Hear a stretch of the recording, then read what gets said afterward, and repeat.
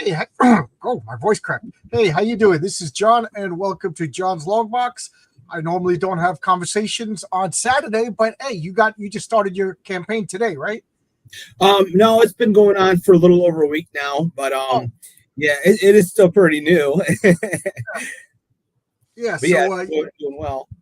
you were on just a couple of weeks ago, so you're coming back. I think you were just about to launch your campaign when you last came on. Okay, that's Yeah. possible. Yeah, Hey, yeah, I'm Prima, how sure you you, doing? you have so many people that you interview, but Yeah, I do 2 or 3 a week. Sometimes I get yeah, people yeah, I'm confused. sure Yeah, you get lost in I the definitely shuffle. get the time zones confused. I mean the Yeah, time. definitely. Yeah, but So you got your active campaign. I can't even read anymore. This this is Dime Store Detective issue 4, and it says 1, 2, and 3 catch up tier, which is so important. I, yeah, I got I got to look. There's so much stuff I back. Sometimes I back people twice, and then I'm like, wait a minute, how did I get 2 of these? So I got to check. So yeah. hey, Marcus, how you doing? Hey, how's it going? Tell us a little bit about yourself. Tell us a little about your campaign, then I'll bring it up. Yeah, so I am the writer of Space Cruise and Comic Book issue 1, just is getting fulfilled as we speak. And also, I'm the writer of Alpha Dogs, which I don't know how many people have checked any of my sites, but just yesterday it was made official that Alpha Dogs will be published. I got a publisher for it, Source Point Press. So it's pretty cool. I'm really excited about it. I can finally say published writer. Oh, cool, So it's pretty exciting. And also, I'm the creator and writer of Dime Store Detective, which is currently on Kickstarter. cool, cool. Are you only on Kickstarter? Correct. Yeah. Yeah. Only Kickstarter. I found that to be the best platform for me. I tried Indiegogo once, but yeah, I've always been just strictly Kickstarter. And we'll bring up your campaign here. Yeah. So right, this is forgive me. Like I said, I talk to so many people. I sometimes get Yeah. details and stuff. Is this your only active campaign right now? Correct. Yeah. Yeah. Oh, This is my only active one.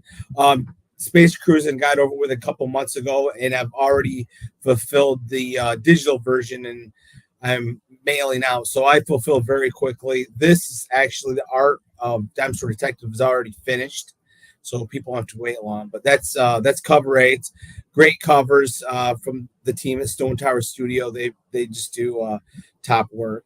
But that's cover A. oh, And then that's cover B. Got the Barracuda with yeah, Dan Mazel, the femme fatale there. that's very pulpy. This one, like Yeah, very pulpy. this one is very like a cult mystery, if you ask me. But this is Yes, just like nice yes, pulp. Yeah. definitely, yeah. And this is my throwback noir. I was got to say this is very noir-y, this one, yeah. Yeah, yeah, yeah. And it is noir. So Dime Store Detective, um, it's about this detective that is on the hunt for a serial killer. The murderer has left his latest victim displayed in this Christ-like pose in the woods over the burial grounds. The detective's father and uncle buried multiple bodies 40 years ago when they were involved with this moonshine war with the Dixie Mafia. In the comic, the pages, this is one of them. Whenever the comic is in color, like so, then that's where we're in the present time, and Okay. Detective Donald McIntyre is on the hunt for a serial killer. And whenever it's in black and white is whenever we flash back to when Detective McIntyre was 8 years old, raised by moonshiners. And Okay. back when he was 8 years old, the detective's father and uncle, they're 4 generations of moonshiners, very proud people. And then the Dixie Mafia, this gang, tries to push them out of business, and they end up in this gangland war. The brothers have to find a new hiding place for their still after their last one got destroyed. So it takes place in North Georgia, and the brothers are in the Appalachian Mountains, and they find this hidden cave there. And inside the cave is this trapped evil entity, this supernatural being that the Cherokee have been able to trap in the cave for hundreds of years. And the brothers inadvertently release it. Oh So no. the uncle gets possessed and kind of all hell breaks loose, of course.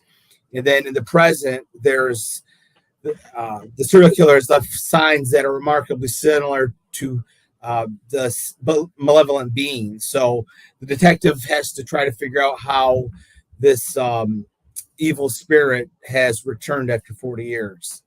Okay. So a little bit of detective story, a little bit of supernatural.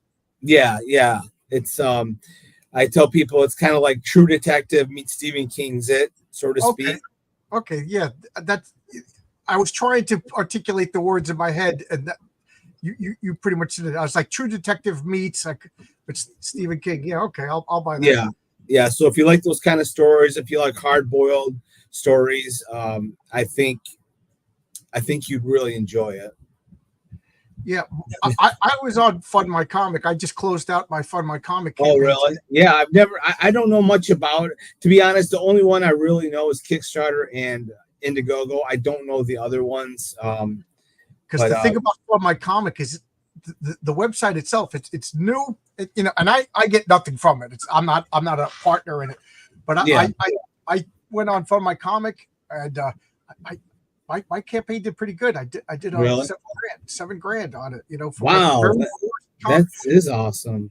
So I recommend it. First off, Luke is a great guy, the owner of it. He gave me his phone number. We worked out any kinks. I was a first-time campaign guy. Fund My Comic is one of those sites that people who like comics, they go to, and and it's not so big. Like, I'm also on Kickstarter. I'm not getting any traffic on Kickstarter. Really? Huh? Yeah, I will have to look into that. Yeah. I consider you a source. I don't own anything. I'm not. No. Yeah. Well, but I just want to help everybody out. Yeah. Prater, if you should definitely check out the trailer. If the book is a great book. It sounds interesting. I can promise you, if you check out the trailer, you're going to really want to back the book because the trailer is awesome. Okay, I just got to ask: is there any music or nudity or anything that's going to get me in trouble? No nudity. No. Okay. All right. Let's play your trailer.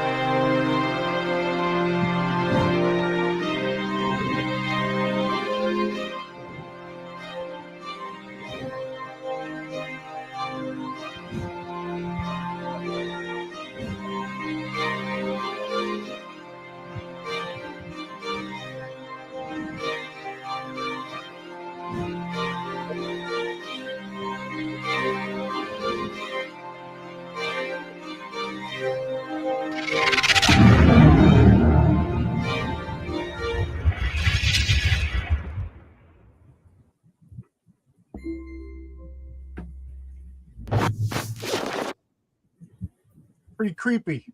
Yeah. I wanted to have a real creepy feel to it.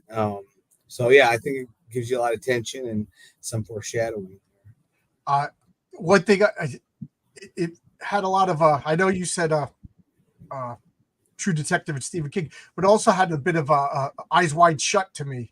Yeah, definitely. Yes, absolutely. Yeah, there's an occult in the story. Not to give too much of a spoiler, but there's this cult that summons the evil entity. We don't know if it's an alien, if it's the devil, the demons, ghosts. We don't know, and that's part of the mystery of the story. I'm scrolling through your tiers here. Do you have a tier? Yeah. Oh, this is a digital 1 to 4 digital version. Yeah. Yep. Number 4, all 3 covers. Do you have? Oh, here we go. Detective Yeah. One. There we go. In Yeah. fact, it's not while we're live because I don't need anybody knowing my credit card information. I'm funny that way.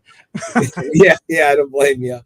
But this is right up my alley. I don't know what's going on, but in the past 2 years, I've been really interested in detective comics, and I've always been in like a little bit of mystical, and now and occult. I'm Hellboy. I'm reading Horace H. Hoover, so this is just hitting all my buttons.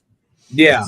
I mean, anybody that's read it has really enjoyed it. And it's actually the comic that helped me get the publisher too. And when this turns into a graphic novel, they'll be publishing that. So I was liked enough to get a publisher. So how many issues is how many pages is each issue? So 2 of them are 24 and 2 of them are 26. Okay, so okay. So for $45, we're getting this is a pretty good deal because exactly. Like me that have any of them. This isn't bad. I've seen crowdfunded comics go for $45 that aren't anywhere near this. So I'm always shocked. I've noticed comic books, a lot of them, which I understand because the price of printing is just skyrocketed. But there's people, a lot of them that are asking $15 for a black and white comic. So I think this is a really fair deal with $12 for a 24-page comic. So Luniverse just showed up. This is an occult detective story, murder mystery. Did that encapsulate it pretty well? Yep. I'm right. I'm right up that alley over. Yeah, I dig that. One of the things I don't know. I'm a sucker for this. Where is the picture that I really liked? Or maybe it was in the trailer and I can't find it. But you had some nice cars. Yeah. So it's a 73 Barracuda. Okay, there we go. So I wanted a car that was kind of a character itself in the story, kind of like the supernatural car or Kit from Knight Rider. So the 73 Barracuda is a very popular muscle car, and the Moonshiners, of course, had to have the Mopar cars, the muscle to outrun the cops, of course, which was the genesis of NASCAR.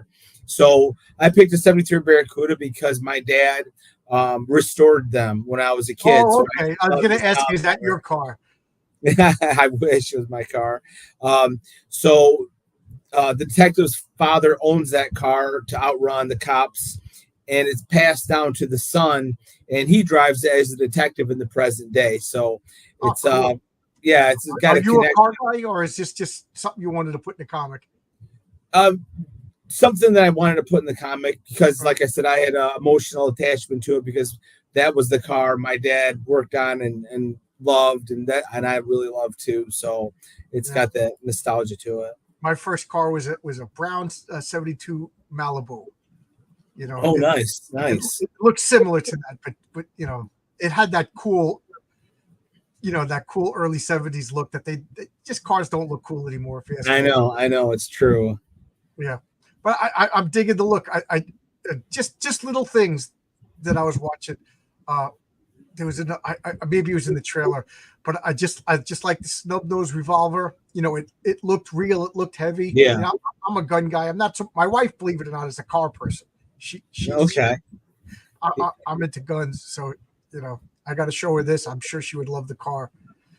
Yeah, definitely. But yeah, every campaign I've got more and better backers for every dumpster detective that I put out there, and this one's tracking to be even bigger than the last one. So I'm able to gain backers. So people are really enjoying the story. It's just me getting my word out there. It's kind of tough, to get people to know about it. That's why I go on and your shows. Yeah, so you got to, buddy. You got to. You know what I mean? This is hard. You know what I mean? There's no more Stan Lee, and I don't want to get all dour about comics, but it seems we got to go out there and get and I just happen to enjoy talking to people about comics, so this is fun for me. If I remember correctly, you have a full-time job. You're not a full-time writer, right? I wish I was a full-time writer. Hopefully, knock on wood. Those of you who came in late, we talked a couple of weeks ago. Yeah, and I wish I could recall every conversation. Yeah, I'm a full-time Yeah, and Yeah, you no, hire I'm control. construction inspector. That's So why. Yeah, because we're both construction workers. That's yeah. So I go out and right now I'm inspecting a road, putting a road in, and all the fun that goes with that. So that's my day job. And then yeah. Well, I go in and with my electrician. shirt all, my yellow construction shirt all dirty to go check my LCS to see how my comics are doing. And so it's definitely probably it looks strange to have a construction worker bring in his comics to put on the shelves. So It's funny. I used to when I was an apprentice. I, I just used to bring comics to work, and I remember I was reading Captain America 163, but I might have the number off, but it was the first appearance of the Falcon, and I'm just sitting there in a building. You know, it was inside of a building, but we were renovating, just wires out of the ceiling, just crazy. And I'm just sitting there having my coffee, reading the comic, and one of the other construction workers comes up and goes, "Is that the first appearance of the Falcon?" I go, "Yeah." He goes, what condition is that? I go, "It's near mint." He goes, "Could you, for the love of God, put that away and never bring that?" He goes, "You're making me nervous." That's hilarious. That's cool. I was like, "All right," you know, we became comic book friends. But to this day, I never wrote a comic to work again. I was like, "Yeah, we're not going to bring comic books to a construction site." Yeah. I was lucky enough. Some of my coworkers have supported me. They backed my Kickstarter, so that's always fun. That's great. Yeah. You know, a lot of guys at work, they know me as the nerdy comic book guy. I'll bring up your campaign again, but I wonder if you had the same problem as me. Like when I was trying to tell them, "Oh yeah, I'm making a comic," they're opening up their wallet and they were handing me $10. Like, "Oh yeah." I'm like, "Oh no, you got to go to this website." Like, go to a website. Like they really had no concept of crowdfunding. You know, you and I and everybody in this chat and we all understand crowdfunding and what it entails. Mhm. But a regular normie guy, I really had a rough time explaining, like, "Oh no, you pay for it now, it'll be out in October," and blah blah blah. And a lot of the guys like, "Well, come back to me when you have a comic book in your hand." Like, and they were like, "This guy's trying to scam us." So I actually made cards with the QR symbol. Oh, okay. With their phone to take it to the website to show you know what I mean? Because when I'm like, "Oh, you got to go to www.kickstarter, /, you know what I mean? Dimestar Detective / John Dexter hyphen, you know, they're like, so, you know what I mean? But like, and in a way, I'm glad that I did that because it made me realize how much work we still have to do. You know, like, what we do, you're a construction worker, comic book guy. You know, we have a lot more in common than most. Yeah. But it is weird outside of our bubble, you know. So, and you were saying before we went live, your Alpha Dogs is actually getting published. Would you mind talking about that, or? Yeah. So it's been a long drawn up process, but we yesterday Source Point Press announced that they will be publishing through Simon and Schuster Alpha Dogs, the trade. They'll do trades. So like I'm sure and they're very interested in Dime Store Detective. So when that becomes a trade, I'm sure they're going to publish that as well. So it's really exciting news. So anybody, if you know your LCSs, tell them to go to Simon and Schuster to order Alpha Dogs. It's going to be released January 15th. So that means it's going to be in bookstores? Correct. Oh, cool. Good for you, man. Yeah. So we're not going through Lunar yet or Diamond. Maybe that's in the future, but I'm gonna call, and if other customers, anybody here wants to go to your LCS and tell them Alpha Dogs through Simon and Schuster, they can order it. You don't have to give away your secrets and your connections, but how did you get from crowdfunding to Simon and Schuster publishing your book? Well, I'm kind of sneaky. You gotta be. You know what? Do whatever you gotta do, man. So so Dirk Manning, I don't know if you know who that is. He's a very well known, especially Michigan comic book creator. I mean, he's a very well known indie comic book creator, not just Michigan, but he works for them. I saw him at a Comic-Con. I thought that Dime Store Detective would be right up his alley and Source Point Press's alley because they like the noir, they like the supernatural. Dirk does a lot of the horror stuff, so I planted the seed. Basically, I gave him issue 1 and 2, which I had at the time, and I say, "Hey, check it out. Here you go," and introduced myself, and that was that. And then I knew, oh man, that's what you got to do. That's pressing the flesh. That's yeah, that's networking. So I waited, and it took 6 months for me to see him again. And so I brought him issue 3 and then to ask him if he had read issue 1 and 2. He said he had. He really enjoyed it and asked me if I was looking for a publisher. And of course I was. And I always wanted to work for Source Point Press. And that's why I kind of set it up with him, because they're a Michigan-based comic book company, literally like 2 hours from my house. And I just felt like it would be a great fit for me with my titles. So it's pretty exciting. I don't find that sneaky at all. That's what you got to do. I guess it was a good setup, man. He doesn't even know that I did this. He probably will know now, but yeah, I had set it all up, and I just acted like it was a big coincidence that, that that I had met him there. Yeah, well, that's I don't know if you know the Paul Thayer, who does a project analysis. He goes to every convention, shakes everybody's hands, talks to everybody. Yeah, I joke around, but I'm kind of serious. This guy is like the king of networking. He's like 22 years old. We're all going to be working for him someday. He's he's doing pressing the flesh. I'm sitting in my basement. So, yeah. That's what you got to do. Like I said at the beginning, Stan Lee is gone. We got to blaze our own trails now. So good for you. Thanks. Yeah, it's like I said, it's been a long time coming, but it's pretty exciting to look towards the future, and I'm hoping that 2025 will be my biggest year. So we'll see. Good. Last time you were on, you were talking about star cruising, right? Space cruising. Yeah, space cruising. Yeah, that's in my hands actually. I'm sorry. I said that's great. You got 3 different genres.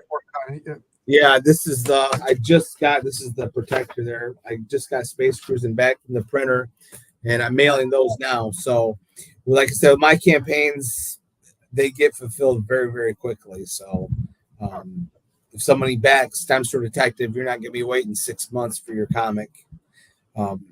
I'm hoping to have it because I want to have Alpha Dogs issue 5 on Kickstarter in October before the holidays. So. Okay. I was looking to see if it showed how many campaigns you had. This is my 10th, I think. Oh my God, 10! I thought you were going to say like 4 or 5, 10. No. This is issue 4 of Dime Store Detective. Then I had 4 issues of Alpha Dogs plus the trade, and then Space Cruising issue 1. And do you fulfill them yourself, or do you have a service? Yeah, no, I fulfill them all myself. I'm not that big yet. I don't have enough backers yet to. That's the problem you want to have, yeah. Yeah. I'd love to have that problem. I was just talking to one of my friends this morning because the Fund My Comic closed down, and he's so excited. My friend, he's like, "This is gonna be great." He's like, "When the comics show up," he goes, his wife Karen, he goes, "Karen and I will come over." He goes, "You just buy pizza. Karen can't wait. She loves to sort stuff, and we'll just, you know what I mean." I'm like, oh my God, like he's more excited than I'm nervous, but he's excited, so is that what you do? Like, I don't know. Do you have family that helps you sort, or do you just sit? My wife, she'll help me. Yeah. Hey, World at War Comics. I still want to do an interview. We were supposed to do an interview, and I got the time wrong. But I see. I see. Got a space cruise. Yeah, the times got switched and on me, and I screwed up. So yeah, I screwed up.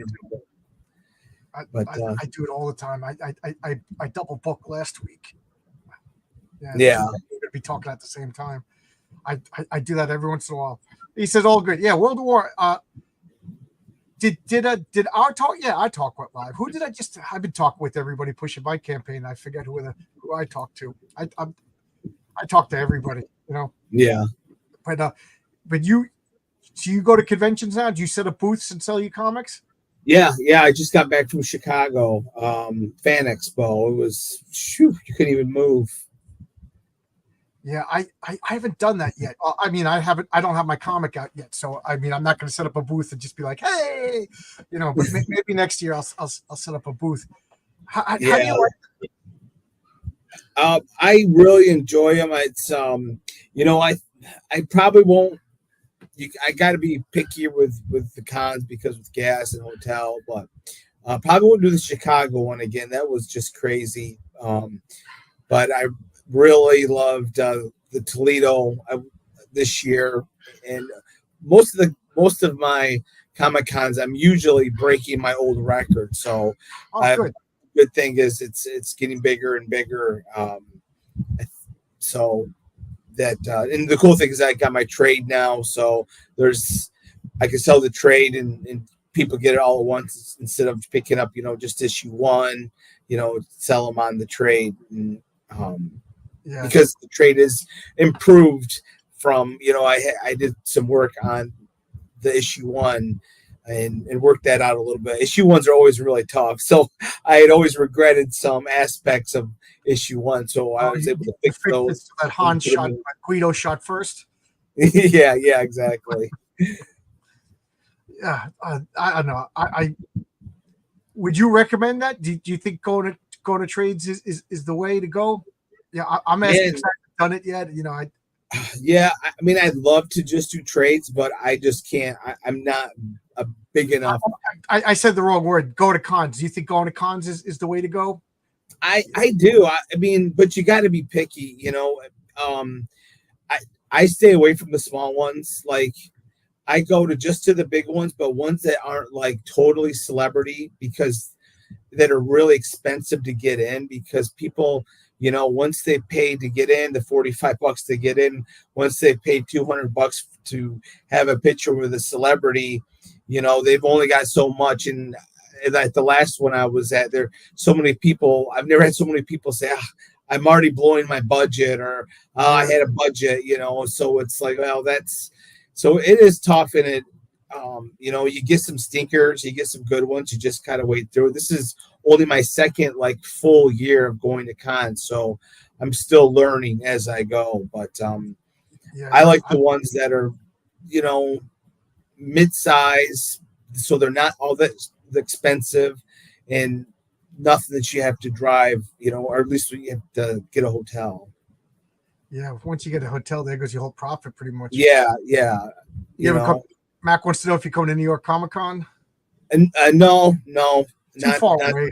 Yeah, that's really far. And again, once I'd have to fly, so you have to ship your comics, then you stay in a hotel, and I don't know if I probably would lose money. Yeah, the way the New York Comic Con is, hotels are out around there $400 a night. You know what I mean? Unless you got a friend, and then it's like an hour, 2 hours commute from the Javits Center to somebody's house. You know what I mean? It's New York Comic Con. I don't know. Yeah. Hello, Logic Artist. Hope you have a great day. Good to see you, Logic Artist. How you doing? Everybody saying hello. John, you get great guests. I get great guests. I wish I could get great reading ability. You get great guests that ask the average guy questions you all want to hear. Well done, mate. Thanks. John with the comic. Good. And he's from New Zealand. So what time is it right now in New Zealand? I just remember that he was in New Zealand. I guess Dallin Fadesco, Luna's in Texas. He wants to know if you're going to Dallas. Yeah, no. No. I'm maybe if I ever got invited, or they paid maybe for the table or something, what's your big Simon and Schuster celebrity, you know what I mean? Yeah. I mean, I don't know really how that works, but yeah, it'd be tough to make it worthwhile with paying for everything. So yeah, now that you got that, you're gonna be published by Simon and Schuster in bookstores. Is that Amazon also? Yeah, it'll be on Amazon. So that'll be really cool, and different bookstores, maybe Barnes and Noble. I don't know. It's and it hasn't happened yet. You just made just made the Yeah, deal. January 15th is when it gets released. Okay, I'm real curious to see how well you do, man. I'm rooting for you. Yeah, I don't know if it's kind of a shot in the dark. It'll be good to see construction worker becomes full-time. You know what I mean? Set the precedent for me, buddy. That would be awesome. Yeah, that would be. But you're an inspector. You are jumping in the holes. I was showing pictures in February. I had hernia surgery. No. And then the day I go back to work, the foreman was just like, "All right." It was raining, so I had to jump into this pit, and we were picking up the pipes because the supports got washed away from the storm. So first day back at work after hernia surgery, 55 years old, in a pit of mud up to my knees, holding pipes up so the apprentices can stick wedges under the pipes so that we can keep the pipe level before the backhoe comes in. I'm just like, oh man, this is horrible. Right after surgery, and then we work until 2:30. About 1:45, the foreman goes, "Didn't you just have surgery?" I'm like, "Oh, you remembered at the end of the day. Remember at the beginning." Oh my God. Get out of that pit. Get out of the pit. That's terrible. So if you could set the precedent for construction workers becoming comic book writers and not having to do that anymore, that would be awesome. Yeah, that would be great. I mean, the only reason I got into construction work is because I knew I'd have my winters off and then I could write. So that's how I started, and I've been in the field for over 20 years. You don't have furlough time off. You're not off. I can. Yeah. Oh, because the way it works here in New York is every January. Yeah, it's January. No, it's November. They tell us what it's going to be starting January. So in November they're going to tell us. But as of this year, it's 10 weeks off. So we have 10 weeks off. But I've been off 8. I've been off 14 weeks because the hernia surgery, and now I broke my neck. You know what I mean? So yeah, you know what I mean. But I really don't. I've never been injured at work before, so I don't know if I still have furlough time that I have to use once I go back to work. I think I'm all done. Which kind of stinks because when my comic was done, I was going to take furlough for 2 weeks and fulfill my books. You know what I mean? But now, But anyway, I hope 2025 is better for you. Yeah, I hope so. And we'll find out. Yeah. But hey, congratulations on your book, though, man. You kicked butt. Yeah, thank you. Yeah, I'm so excited. We already started issue 2, so I think we're up to page 7 of issue 2, and I just want to, like you said, you don't have a big turnaround. Like you said after your campaign closes and you're really quick to set everything. I want to do that, and I'm really glad that I was well ahead because broke my neck. My colorist father had a heart attack and open heart surgery, so there were setbacks, but we're still on time. I can only imagine these people who like, I'll wait till the campaign, see how much money I make, and then I'll start working. And then but you and I have daytime jobs that are paying our bills. Exactly. Yes, I am. Logic's finest. AT&T is in a strike down here, so I guess they have time to write their comic books and draw their comic books. And you're right. You hire people. So you have 3 different teams draw your different comics. Yeah. So Stone Tower Studios, I hire them. They're Argentina. They do the art. Berto Ramir, he does my drawings, and then I've got a colorist, Lucas Orita, and Lucas Sharita does the lettering. So yeah, they're a great team over there, Stone Tower Studio. They do all of my comics, Alpha Dogs. Oh, so you have one team doing all. So I was just wondering if you had 3 completely different teams, so you could. Yeah, no, it's one team, all inclusive. So yeah, they do all my. Yeah, that gives you a nice consistent look on your books. Exactly. Yeah. I have Renzo Rodriguez drawing my books, and I don't, for Heroic Tales, I want Renzo, but I have other titles that I want to work with a couple other guys that I just can't wait to work with. So you got anything else? You got a 4th book on the work, or a 4th genre? Alpha Dogs is what? I'm not familiar with Alpha Dog. I don't think we've talked about that yet. Oh yeah, so Alpha Dogs is about this dog that has the ability to heal from any wound. He's smart enough to understand human speech, and he has a heightened strength. Him and his owner are on the run from mercenaries that are attempting to kidnap him to manipulate his powers. It was kind of the genesis of it was we had lived in this town that had decided that it was going to outlaw pit bulls, and we had a pit bull mix. Oh, in real life?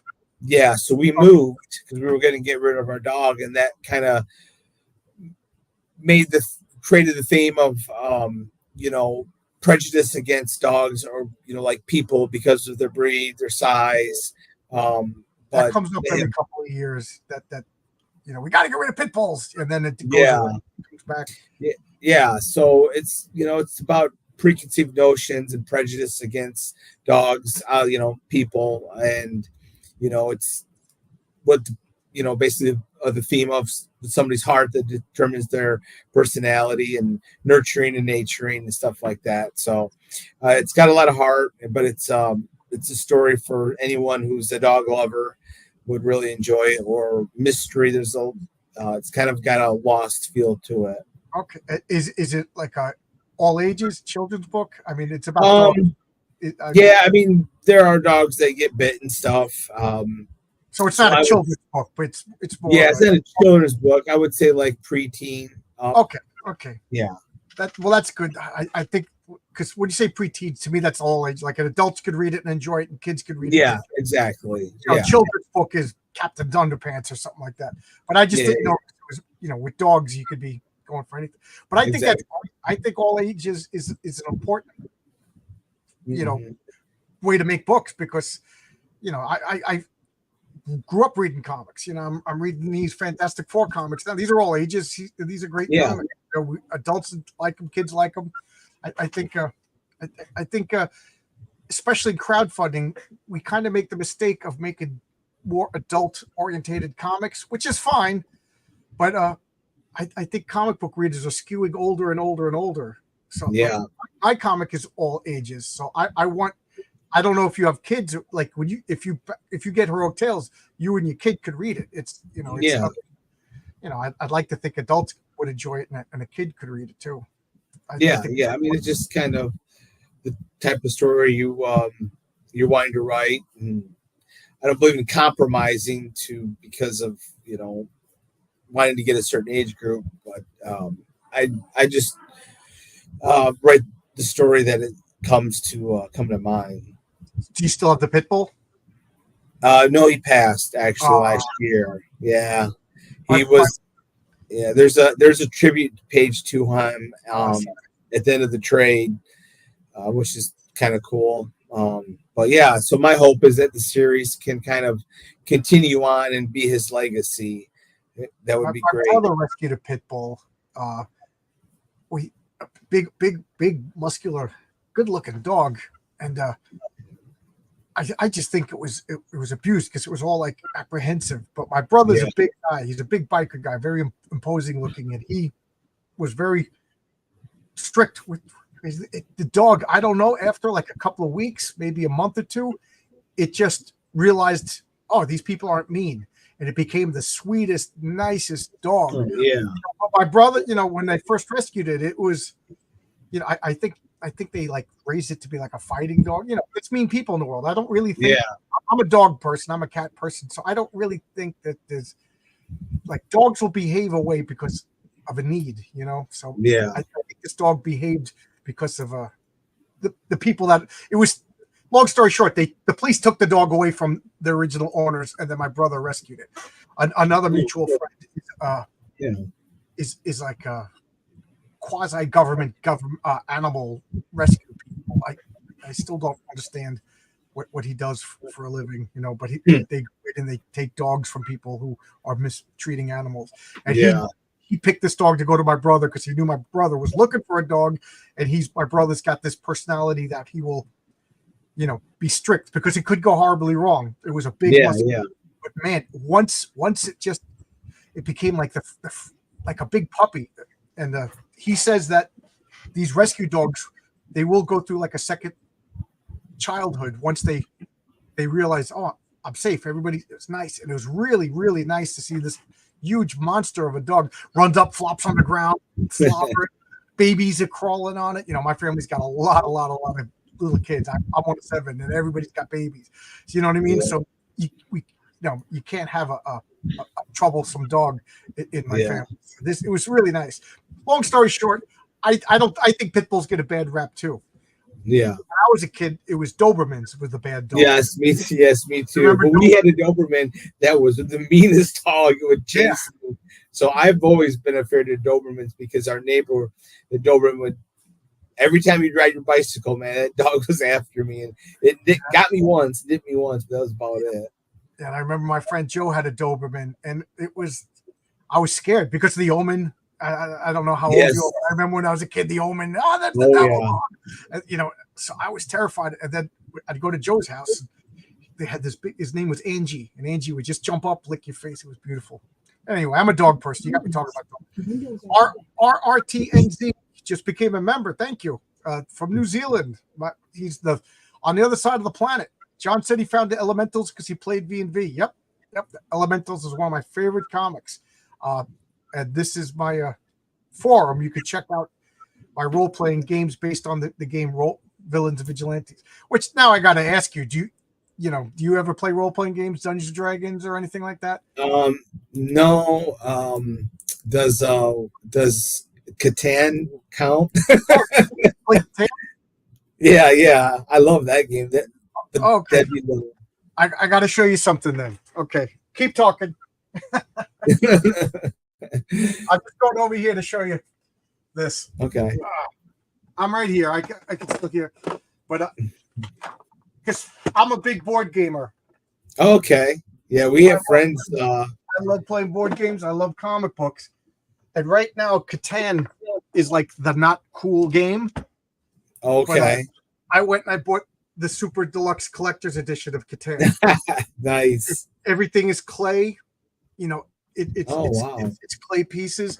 I think I paid $300 for this when it first came out. This is on eBay now for like $5,000. What? Oh my god! Tan and then Cities and Nights, which I've never played. Do you play any of the expansions? Yeah, I love Catan. So this does not leave as I drop it. No, I didn't drop it. But this does not leave my basement. So if you want to play the Super Deluxe Premium, handcrafted clay tiles, you come on down. We'll play some. Yes. I want to play Catan. My friends don't want to play. They're like, oh man, that game is so old. Yeah, that's the tough part is getting people. Yeah, I there's a game store right by my house. I walk in and play Catan with people. I like it. And I will tell you this, I never win because I refuse to trade with anybody.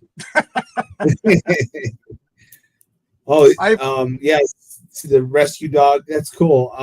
You should definitely check out Alpha Dogs. He would enjoy my Alpha Dogs, which you can get on the Dexter Detective Kickstarter. I mean, you'd have to get Dexter Detective as well, but it's an add-on, or you can get the bundle. Always sell that. See. So you should check it out. I never played Catan. My friends played. I always played Risk as a kid. So, do you play other? You into other board games also, or just Catan? No, we have friends that are big gamers, and they will bring different board games. Not as far as role playing games, not yet, but now I can't recall this one that's it's stained glass windows, and you fill these stained glass windows in a board game with the dice. Yeah, Sagrada. Yes. That's a great game. We've been playing that a lot. My friend Andy taught me Sagrada, and I was like, I didn't want to be mean. I'm like, this is terrible because I like games that are like to tell a story, like very thematic games. Yeah. Like I like to write stories. So when I play games, I'm always turning them into. It's Sagrada is you roll the dice and you put these dice and you pretending that this. I love that game. That was a really clever, fun game. So like, that's what I played. Right, that's what we're kind of doing right now. And Everwood. Okay. Played that. Everdell with the yeah. Sorry, that's yeah, that's a really cute game. Yeah. So we're playing that right now too. So he Yeah, has to I'm basically a keep freak. us. I bought the big box deluxe one with the big wooden tree. Oh, sweet. Because Yeah, that's awesome. if you're gonna do it big. Yes, absolutely.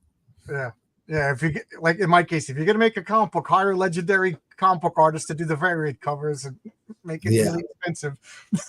Oh yeah, absolutely. Yeah. So how long does it take you to like you got four? This is your fourth issue of Dime Store Detective, right? Yeah. And Mhm. how many issues of forgive me, Star Cruising do you have? So there's only one of Space Cruising right Oh, now. Space, I keep saying Yeah, Star it's like issue one was just a few months ago. We talked about Okay. that. And And Alpha then Dog. we're on. So issue 5 will be coming up next. Man, and when did you start doing all this? This is a lot of work. I know, yeah. 2021 is when Alpha Dogs 1 came out, and then a year later, issue 2, and then I just kind of grew exponentially. Yeah, Because I couldn't help myself. well, I just no.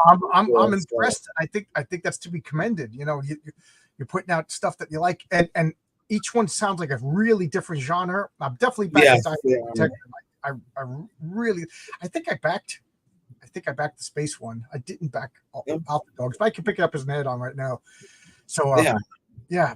I mean, like I said, I'd be hard pressed to that you wouldn't enjoy Dime Store Detective. It's really well written, and like I said, you don't have to take my word for it. I've posted a bunch of reviews from people who have posted on their websites or YouTube shows or whatever, and you can look up YouTube and type in Dime Store Detective comic review and check them out.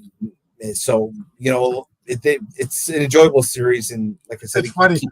You being the writer, and you're gonna like it. It's very well written.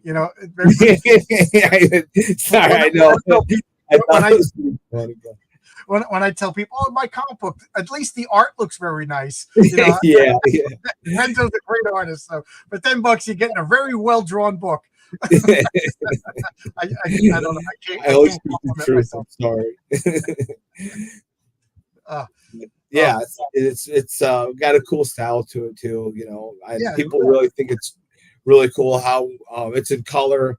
Wherever we're in the present with the detective Mackinder, and whenever we flash back to when the detective is 8 years old, it's in black and white, and people really enjoy that.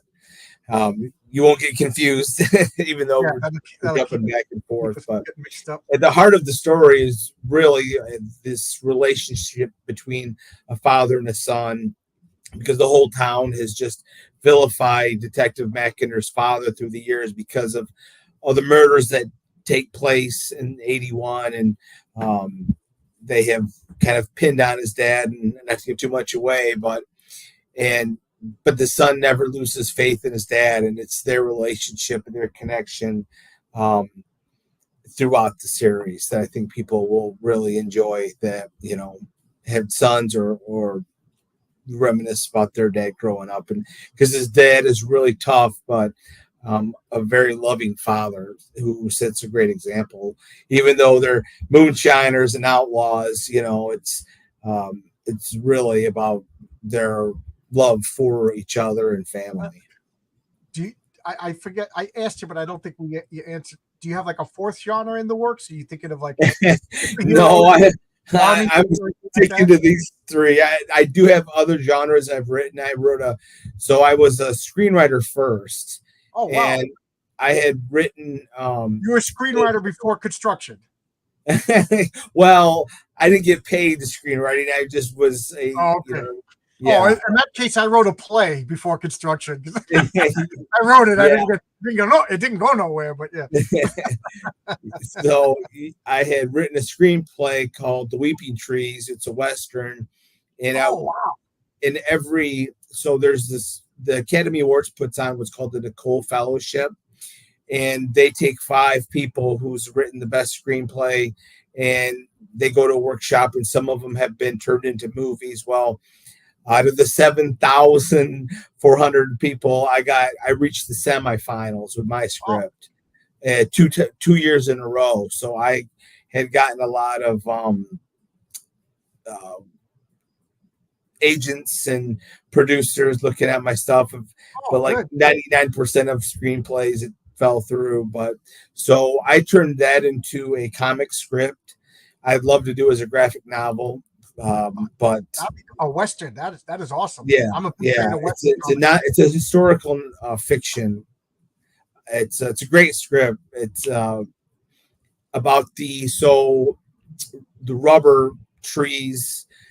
Back in turn of the century, they had wanted to build a railroad to connect all of Argentina, go through Brazil to get on the rubber boats, because those were the rubber trees. They transport those all over. This was when rubber tires were needed, and they built what was called the Devil's Railway, and there was they enslaved the natives there, and to build this railroad, and over goodness sakes, like over 100,000 rail workers died of malaria and God. Indian attacks, and over 300,000 of the native Amazonians were murdered because of this railroad that they wanted to put in to connect. So it's about greed, corruption, and there's a cowboy that comes in. This is a typical Western. This is a South American Western. You know? Yeah. I mean, when I write something, I want to write. Really cool. That's why I do different genres, because I want to write the best script, the best story of that genre. Oh man! I'm not saying I ever do, but that's the goal. You know. And they say that a lot of the guys who wrote Westerns, when Westerns kind of went out of style, turned to detective. So yeah, I bet you a couple of tweaks you could turn Dime Store Detective into a Western. You know, I'm telling you what to do, but there's a lot of the same seeds in both of the genres. Yeah. Oh, wow. So it's so I want to turn that into a graphic novel. That sounds awesome. And it is awesome, but it's very expensive, and I'm just not popular enough yet to where I have enough backers to until everything's selling out on Amazon and yeah. I mean, that's my hope, my dream is that by getting published now, that it kind of is a Wi-Fi signal for me to get my name out there, because it's tough. Oh man, I was really interested in that story. Find somebody to pay to have it produced. I'll write it. I'll back that's one backer. So yeah, it's I think historical fiction is really, really cool for comics. Yes, I love historical fiction. There's so few great historical fiction epics out there. I mean, you've got I, Claudius, you've got Lonesome Dove, you've got what's the other one? Shogun. So there's, just a handful. So I would love to write something. Something tells me that you're a pretty big reader. Have you ever read Creation by Gore Vidal? No, I've tried Gore Vidal. He's just not for me. I've tried him 3 times. I don't remember what. This is me at my most protected right now. But that's my favorite book. And oh my God, I would love to do a comic book adaptation of that. It's a historical made up character who travels the world. And Gore Vidal was like, what was going on in the world that within this 50-year period we had Plato, Aristotle, and then we had Zoroaster, and then Confucius, Lao Tse, and I forget the Indian, the Buddha, and another. Yeah. All of these world-changing thinkers within a 50-year period. So he makes up a fictional Forrest Gump who travels from Greece to India to China and back. You know what I mean? That's great. Yeah. Gore Vidal, he had some really great ideas. I don't know why. Yeah, I just couldn't do it. I just couldn't do it. But he's still a brilliant mind. Some of his historical fiction that I keep toying with this. Like, if my comic does well, I have a bunch of other ideas. I always wanted to set like a horror story set in Roman Britain. You know, like I just how cool would it be to have these Roman soldiers, you know, almost like occult detectives in Rome, and they're putting up the wall, Hadrian's wall up there, and to me, I'm like, they're putting up the wall to demarcate the boundaries between Rome and Britain, and but I'm like, what if it was like a magical barrier to keep the horrors?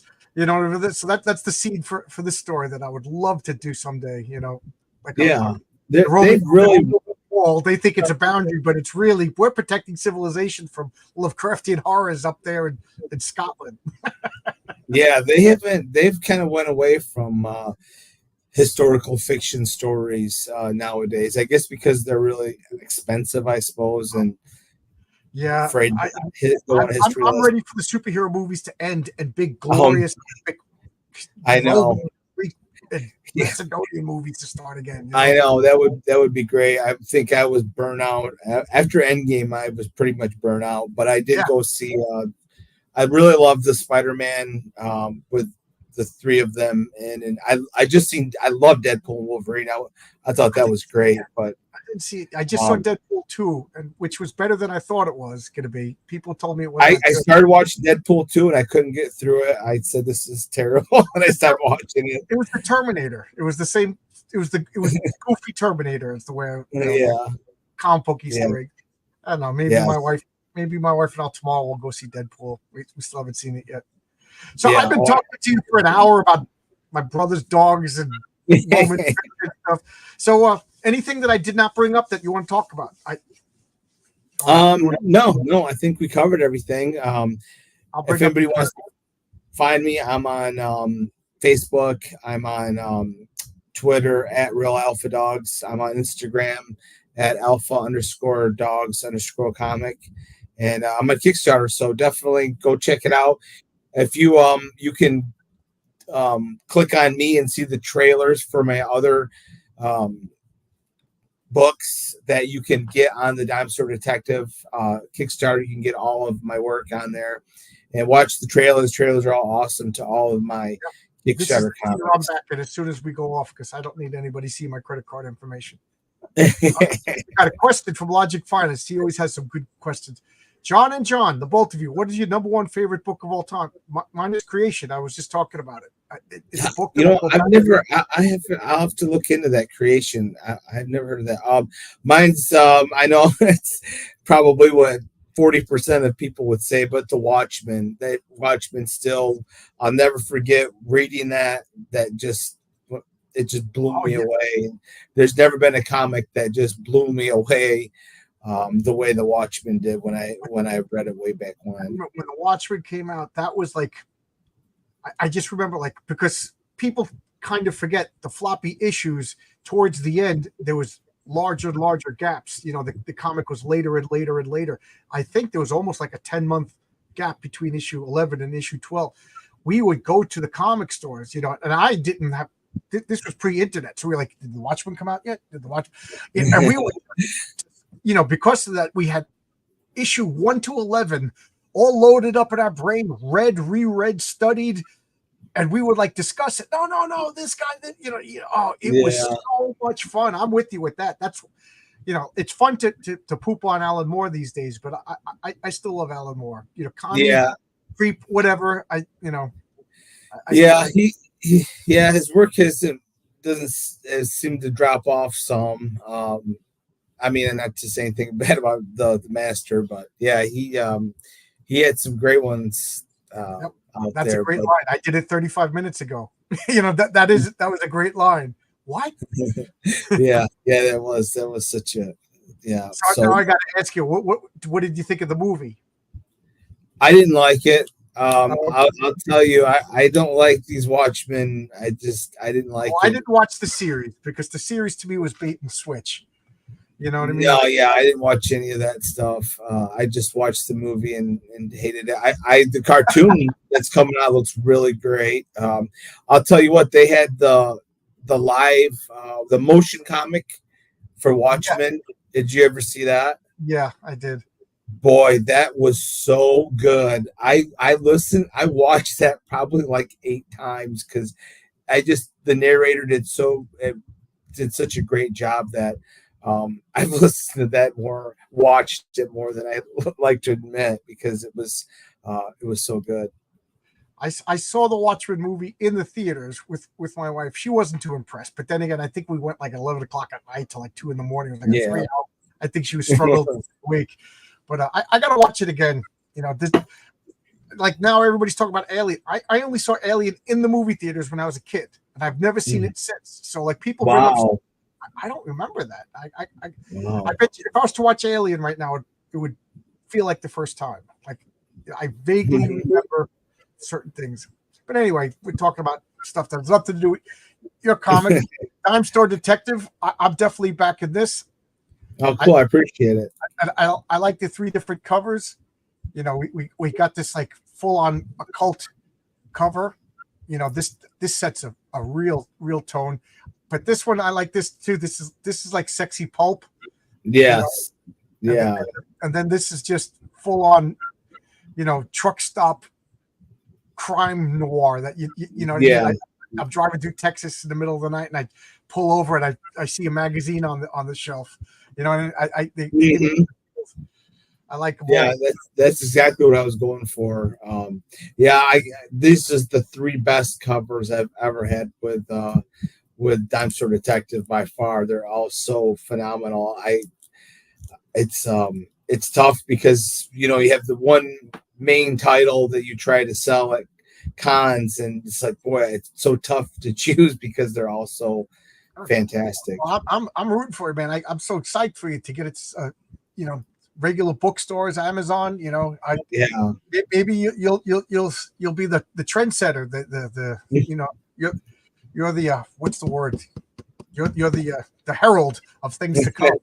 Because that would be great. I think crowdfunded comics is a stopgap measure, and I do think that was my hope. I wish you success. I hope to learn from a year from now, follow in your footsteps or something. Yeah, that would be great. It's I'm from Wales originally. I've so Lovecrafted hardest to live out of the pub. Yeah. It's funny. Well, I don't want to talk about another tangent. I've been going off but I'm gonna get going. All right, it's right on.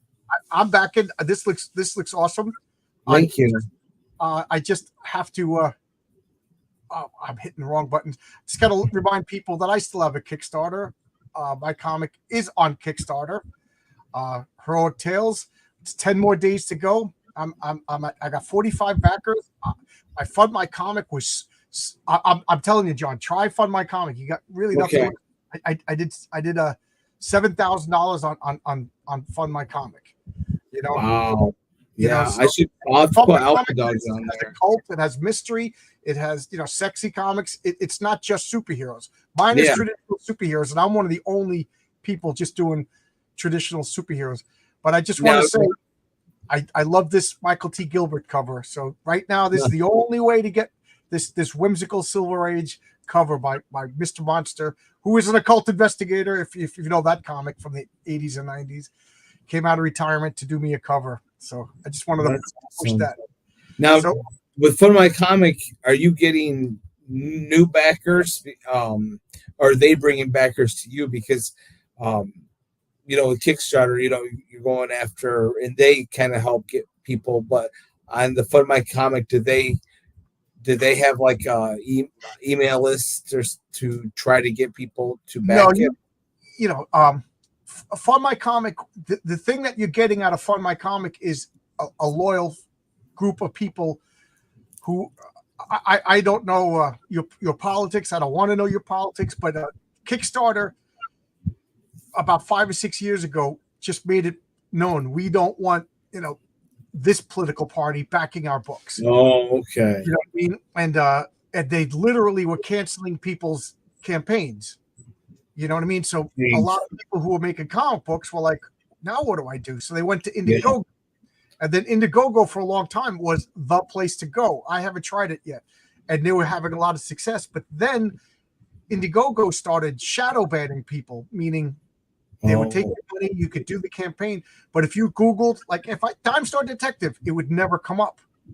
Like you had to go on somebody's stream or email them directly the campaign link, which I don't understand. It's supposed to be a business. So that Indiegogo people started to get mad. But so out of that frustrations, Luke created Fund My Comic. It is no shadow banning, no politics. He just has a few simple, I think, rules that a lot. He doesn't want nudity. Like if you're scrolling through, because there's little kid comics, there's adult comics. So if you're just scrolling through the covers, he doesn't want big old boobies. You know what I mean? And nudity. Yeah. You know what I mean? Because they never know if it's a mom and dad looking at the comic. Mm-hmm. Inside the comic, but so a lot of people who felt rejected by Kickstarter and a lot of people who felt rejected by Indie just gravitated there. And I'm not going to say I didn't do any work because, I've been talking every day for 3 years, building up a fan base before I released my comic. Mm-hmm. But I would recommend it, and it's only like 2%. He only takes 2% of the money for his site. That's basically nothing. That's basically nothing. But there's a lot of successful comics. So people looking for Reenie's Fiendish, which is a phenomenal comic, they'll see your comic next to it, because when I log out of Kickstarter and then I just scroll to see if my comic, there's so much I never stumble by. So it's small enough that every comic book is noticeable, but it's not big enough where it has like a name brand recognition like Kickstarter. But again, I recommend it. To me, really, you got nothing to lose. You know what I mean? Yeah. It's not like he's going to charge you to list a book. Put it up there. Some people, I'll definitely look into it. To this day, won't buy anything on Kickstarter. Wow. Which is why a lot of big names will go bounce around to all three.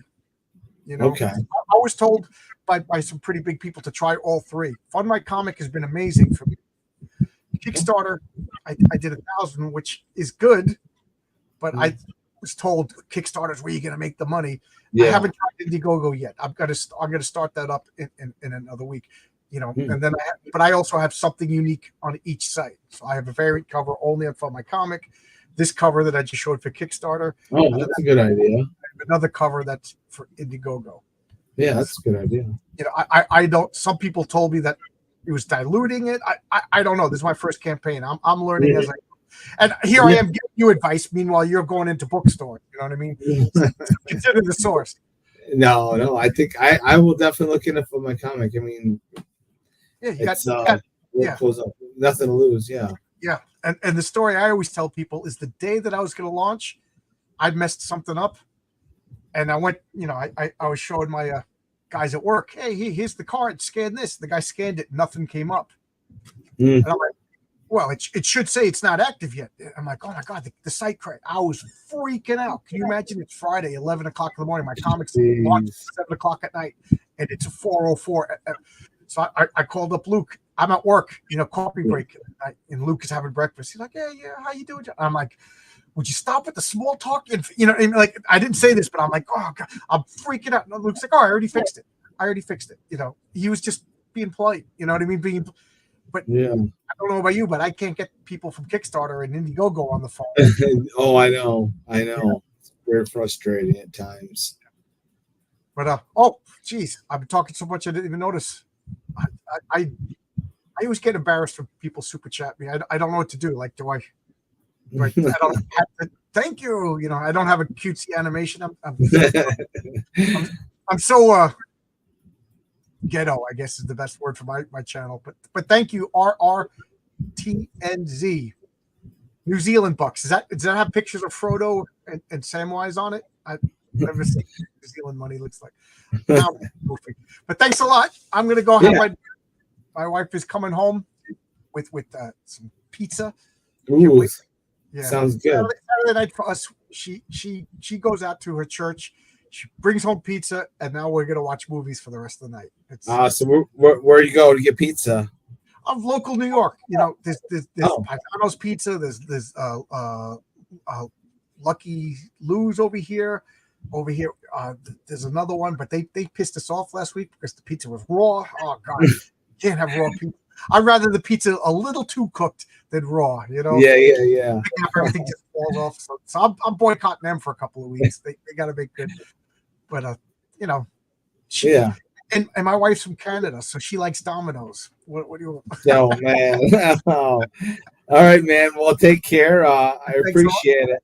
Yeah, good luck, man. Come back when you got your next campaign coming out. It's always fun to talk to you. And Yeah, I'm rooting for we'll get a construction guy to I hope so. I'm rooting for that, man. That'd be awesome. Bye bye, everybody.